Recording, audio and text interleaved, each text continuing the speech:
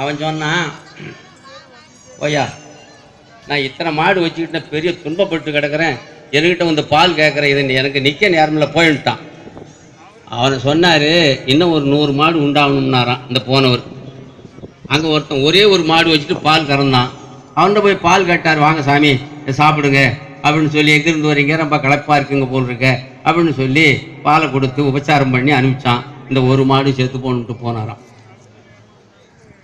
அவன் கூட போனவர் கேட்டாங்களாம், அந்த அம்மா என்னங்க மோசமாக இருக்குது, அவன் அத்தனை மாடு வச்சுக்கிட்டு பால் கறக்கிறான், அவனுக்கு இன்னும் இத்தனை மாடு வரணும்னு சொல்கிறீங்க, இவன் ஒன்று தானே வச்சு பொழப்பு பண்ணிக்கிட்டு இருந்தான், இதுவும் போயிடணும்னு சொல்கிறீங்களே, இது என்ன நியாயம் அப்படின்னு கேட்ட உடனே அவர் சொன்னாராம், பெண்ணே இந்த ஒரு மாட்டினால்தான் அவன் இங்கே கிடக்கிறான், இங்கு கழிப்பது நன்றிந்த உலகோ ஏத குழியில் இழுக்கும் அதனால் அங்கே பாராதே நீ ஆடடி பந்து அருட்பெரும் ஜோதி கண்டாடடி பந்து.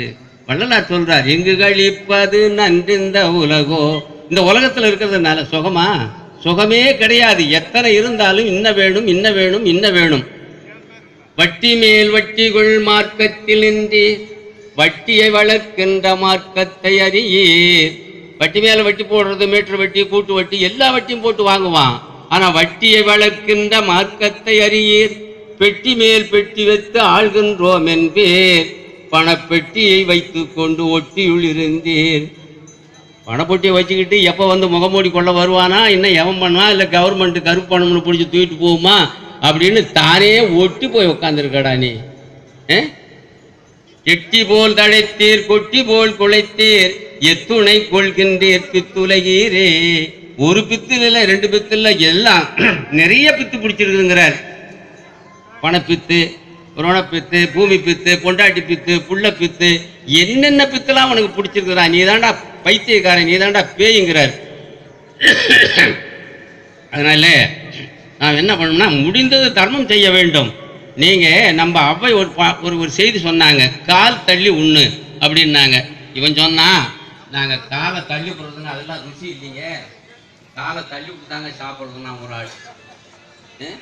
எப்படிங்க கால் தள்ளி விடணும்னா, நீ சம்பாத்தியம் பண்ணக்கூடிய பொருளிலே 1/4 பங்கு சேமித்து வை, 1/2 பங்கு உன்னுடைய குடும்பத்துக்கு, அன்றாட குடும்பத்துக்கு எடுத்துக்கொள், 1/4 பங்கு தர்மம் பண்ணு.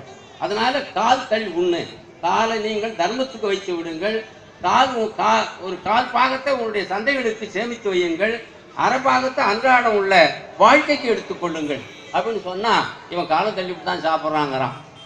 என்னத்தை சொல்றது, இது களவும் கத்துமர.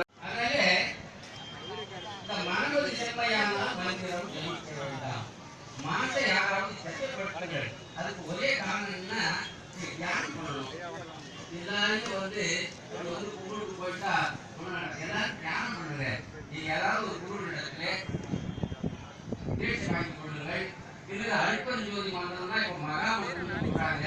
அந்த அல்பஞ்சோதி மந்திரத்தை என்ன சிறப்பு கேட்டா, ஒரு குரு இடத்துல ஒருத்தர் கேட்டா, ஒரு சேடல் சாமி, இந்த நமச்சிவாயன்னு சொல்லக்கூடிய பஞ்சாட்சரத்துக்கு தான் அவருடைய பெருமை என்ன அப்படின்னு கேட்டான்.